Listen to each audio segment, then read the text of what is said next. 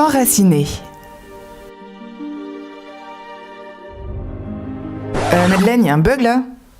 Cette image, c'est pas celle qu'on avait choisie ici. C'est pas s'enraciner ça, c'est se planter. Le pauvre poteau, là, il se retrouve statique pendant des décennies. Il pleut, il fait chaud, puis froid, puis chaud encore. Et le poteau vieillit sur place sans que rien ne bouge. C'est pas ça s'enraciner? Oui, ça c'est mieux. Ouais, merci Madeleine. Voilà, donc là, on a une belle graine qui est située précisément là où il faut.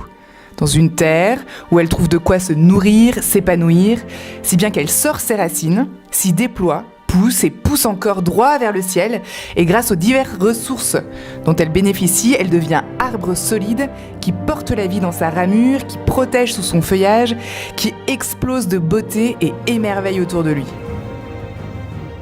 En fait, c'est ça, voilà pourquoi s'enraciner est important.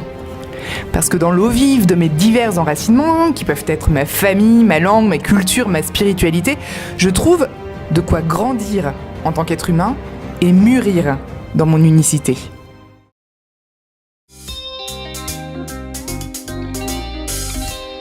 C'est dans le cadre assez magnifique de ce musée du Quai Branly qu'on va discuter, on va parler ensemble de l'enracinement.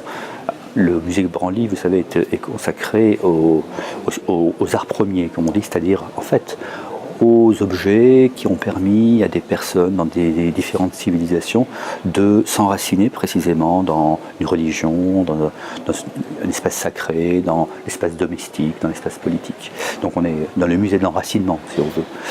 Enracinement, ça nous renvoie à l'étymologie même du mot racine. Radicus, racine. S'enraciner, c'est développer des racines, comme un arbre, comme une plante, qui permettent de puiser des ressources. À quoi servent les racines d'un arbre? À puiser des ressources. Et on peut puiser des ressources pour être et se développer dans différents éléments ou en incorporant différents éléments. S'enraciner, c'est aller chercher en différentes racines les éléments qui nous nourrissent, pour nous faire grandir, pour nous faire vivre, pour nous réaliser en tant qu'hommes. L'essentiel, c'est de savoir, en chacun de nous, d'où nous tirons notre ressource vitale. Et on peut la tirer de différents domaines. Simone Veil a écrit un magnifique livre qui s'appelle précisément L'enracinement, où elle détaille les différents lieux d'enracinement pour un être humain. On peut en citer quelques-uns. D'abord, on s'enracine dans une langue, dans un langage. L'être humain est un être de parole. C'est ce qui distingue de l'animal. On entre dans une culture par une langue. Albert Camus disait, ou Houellebecq a repris ce terme, « Mon pays, c'est ma langue ». Quelque chose qu'on oublie quand on parle de l'identité nationale, on oublie que c'est d'abord une langue, un pays. Dans quelle langue je m'enracine? Pourquoi? Parce que cette langue me donne les ressources en termes de mots, d'expression culturelle, de résonance, de sens des mots qui me permettent de me situer ensuite dans le monde, d'agir dans le monde, de me réaliser dans le monde. Mais encore faut-il que j'ai ces ressources. Et une personne qui est privée de langage, parce qu'elle n'a pas la culture ambiante, parce qu'elle ne parle pas la langue du pays, on a tous eu cette expérience lorsqu'on est à l'étranger, ne parlant pas la langue du pays, nous n'avons pas la ressource d'enracinement qui nous permettent de nous réaliser là où nous sommes. Deuxième lieu possible, c'est l'environnement familial, c'est la famille. Parce que la famille me donne à être au monde dans une continuité. Et c'est là que je vais trouver des ressources qui sont à la fois celles de mon origine, celles de l'affection qui m'est donnée, de la défense, de la communauté qui naît du fait d'être en famille. Et donc c'est la première expression de l'enracinement possible dans une communauté politique. On oublie souvent que la famille, c'est le premier espace politique, le premier espace où je vais trouver les ressources de réalisation dans le monde politique et parfois des ressources défensives. Lorsque ça ne va pas bien au travail, lorsque ça ne va pas bien dans mon espace social, et nous avons aussi tous l'expérience de cela, dans mon univers familial que je vais trouver les ressources pour pouvoir grandir ailleurs. Un troisième élément qui nous permet de nous enraciner dans un milieu, c'est l'enracinement dans notre biosphère, dans notre milieu naturel. Là aussi, je fais appel à notre expérience commune, sans doute partageable, contemplation de la nature. on se sent bien dans un espace naturel. Pourquoi ? Parce qu'on retrouve là des ressources qui nous ramènent à notre situation d'être humain dans un espace bien plus large que l'espace purement technique, social, économique que nous avons, nous, humains, créés et qui est beau et qui est bon. C'est un espace plus large qui nous rend à vivre et qui nous donne des ressources en tant qu'être vivant. La biosphère nous rend vivants au milieu des vivants. Et donc la contemplation, ou le travail dans, ou le travail avec, ou le simple passage, la marche dans la nature, nous permettent de nous enraciner de nouveau. Et vous voyez, je dis bien qu'une marche nous enracine, parce que c'est bien en puisant dans ce milieu naturel que nous trouvons les ressources pour aller ailleurs et pour grandir en humanité. Et enfin, un quatrième enracinement possible, c'est l'enracinement vertical, c'est l'enracinement spirituel, dans lequel toute personne, quelle que soit sa spiritualité, est amenée à trouver des ressources, parce qu'il y a là, bien évidemment, dans la transcendance, l'énergie, mais aussi les ressources intellectuelles, les ressources raisonnables, les ressources spirituelles, bien sûr, le souffle qui nous permettent d'être plus grands, plus nous-mêmes, là où nous sommes. Donc il y a des racines dans le ciel. Rilke a une très belle image, il dit vu des anges, les branches d'un arbre sont sans doute vues comme ses racines.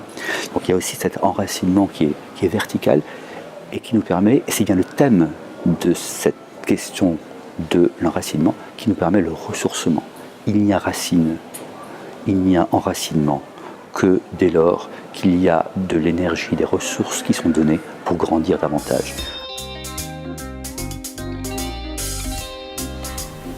La culture, c'est un ensemble de paradigmes incluant l'histoire, les philosophies, les religions, les arts, les belles lettres, mais aussi les codes culturels qui sont inhérents à chaque peuple. Et c'est à partir de cette connaissance qu'on peut être, pour moi, en capacité de rentrer en communication avec l'autre. Quand on parle d'interculturalité, on parle d'un échange, d'un jeu qui rencontre un tu pour faire un nous. Je travaille donc sur les questions des migrations, des personnes émigrées et des personnes migrantes. Comment aider ces personnes qui ont une culture très riche, porteuses chacun d'une culture très riche, à pouvoir s'adapter au contexte culturel français et à pouvoir s'enraciner en France avec leur propre histoire. Alors on les a emmenés avec les travailleurs sociaux dans un petit village de Picardie appelé Saint-Valery-sur-Saône, et au lieu de leur raconter par A plus B, ou bien de faire une version un petit peu cartésienne de l'histoire, on a voulu tout simplement les faire rentrer dans une certaine sensorialité pour qu'ils se conscientisent l'environnement dans lequel ils étaient, en travaillant sur les 5 sens. Comment je découvre un village français que je ne connais pas, puisque je reste dans ma tour depuis 20 ans sans jamais en sortir et sans jamais rencontrer d'autres personnes que ceux de ma culture d'origine?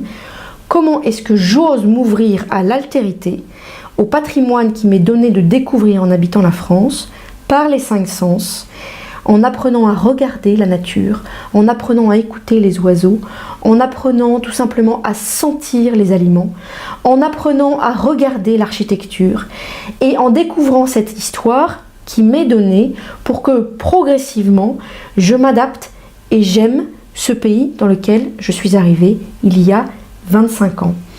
Alors, ce jeu qui rencontre un tu pour faire un nous, tout simplement, il a comme fruit, comme finalité, de bien vivre ensemble autour, tout simplement, de codes culturels communs qui sont à l'inverse de ce que je peux dénoncer avec beaucoup de paix, en fait, parce que je reviens d'un tour du monde et que j'ai rencontré des centaines et des centaines de routards qui vivent dans un monde globalisé, qui sont empreints de ce qu'on appelle le nomadisme et qui tout simplement souffrent, pour moi, d'une certaine perte d'identité car ils ne se connaissent pas eux-mêmes. Alors, lorsque je travaille avec des travailleurs sociaux qui sont en charge de l'accueil des migrants, je leur dis la première chose, c'est de vous connaître vous-même, de connaître votre histoire, de connaître votre personnalité pour pouvoir être en capacité le plus de transmettre l'amour du pays dans lequel vous vivez et la connaissance de l'autre. Cet enracinement dans ma culture, dans ma personnalité, va me permettre d'être de plus en plus dans l'altérité avec l'autre et de pouvoir construire un monde de paix. Oui, la nourriture, bien sûr, permet de nous enraciner, puisque la nourriture nous vient directement de la terre, enfin, soit directement, soit par la transformation par les animaux. Voilà. Et en venant de la terre et en étant incorporé, parce que le principe de la nourriture, c'est d'être incorporé, c'est-à-dire de venir nourrir et renouveler nos cellules. Et donc, en l'incorporant, elle nous relie directement, elle est ce lien, en fait, entre la terre et nous, et l'homme. Voilà. Et puis, en venant nourrir nos cellules, les renouveler, elle vient nous faire grandir. Voilà, elle vient faire grandir l'enfant, par exemple. Un enfant bien nourri, c'est un enfant qui grandit bien, quoi. Et cette nourriture, elle sera d'autant plus fructueuse s'il y a une certaine harmonie entre ce que l'on pense d'elle et ce que l'on mange.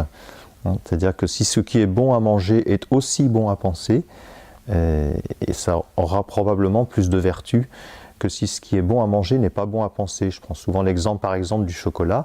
Voilà, si je pense que le chocolat fait grossir, donc que c'est pas bon pour moi, mais le chocolat c'est quand même un bon aliment, gustativement et sensoriellement, donc il va venir nourrir mes sens. La nourriture c'est aussi une source de plaisir important, mais il pourra difficilement nourrir mes sens si ma pensée est en train de me dire que vraiment je suis en train de manger un aliment pas bon. Voilà, un aliment qui fait grossir, un aliment qui contient du gras, qui contient du sucre, etc., etc. Voilà, par rapport à l'enracinement, si je trouve c'est important, quand j'achète des carottes sur un marché et que je les achète directement des mains du producteur et qu'elles ont même peut-être encore un petit peu de terre ou qu'elles ont encore les fans, voilà, elles ont une saveur, elles ont une odeur, une saveur et un goût qui va être différent de celle que je vais acheter peut-être dans un supermarché, emballée, etc. Je ne sais pas d'où elles viennent, par qui elles ont été produites. Et donc cette notion d'enracinement est peut-être un peu différente si j'ai affaire à une nourriture plus anonyme. Voilà, si j'ai l'occasion de prendre un repas chez ma grand-mère, voilà, et que c'est mon grand-père qui a sorti les légumes directement du jardin, ça a un autre sens et une autre saveur que ce repas que je vais prendre en collectivité un jour à midi et où je ne sais pas ni qui l'a fait, ni qui l'a produit, etc. Donc qui est un peu comme déconnecté d'une réalité terrestre, humaine, etc. Et puis la nourriture aussi, je pense qu'elle nous enracine les uns dans les autres. Hein, donc là, elle nous enracine, elle nous relie au producteur, elle nous enracine aussi les uns dans les autres de fait d'être en lien avec celui qui l'a produit. Voilà. Et puis elle peut nous enraciner aussi dans d'autres cultures. Par exemple, je ne sais pas, si je voyage à l'étranger, j'ai plutôt envie de manger une nourriture locale, produite localement, etc. Plutôt que de manger une nourriture un peu mondialisée que je vais trouver dans tous les endroits de la planète, mais qui ne va pas me relier à la terre sur laquelle je suis actuellement et au peuple que je côtoie actuellement. Voilà, je pense aussi à un enracinement un petit peu plus large que la terre, c'est peut-être un enracinement dans le cosmos, mais voilà, quand nous mangeons une tomate qui a mûri sur son pied de tomate, enracinée dans la terre et mûrie au soleil, peut-être qu'on a l'impression de manger un peu de soleil. Voilà, c'est un peu du soleil qui rentre dans notre corps, hein, donc de la chaleur, de la lumière, etc. Et si cette même tomate, elle a mûri dans des chambres de mûrissement et je ne sais pas trop de quel pays elle vient et de quelle terre elle vient, elle n'a ni la même saveur, ni j'ai peut-être pas la même approche non plus pour la manger.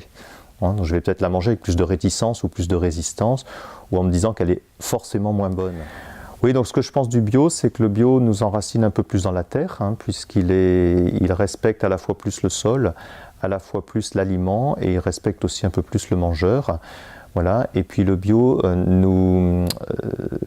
aussi rejoint assez naturellement le local, hein, et du coup permet aussi de garder une activité, par exemple locale, c'est-à-dire va respecter l'homme aussi, ou les hommes, hein, dans leur travail, dans leurs projets, autour de cette culture de nourriture, voilà, en sachant aussi que leurs produits seront mangés localement, donc quelque part c'est aussi peut-être une satisfaction pour eux.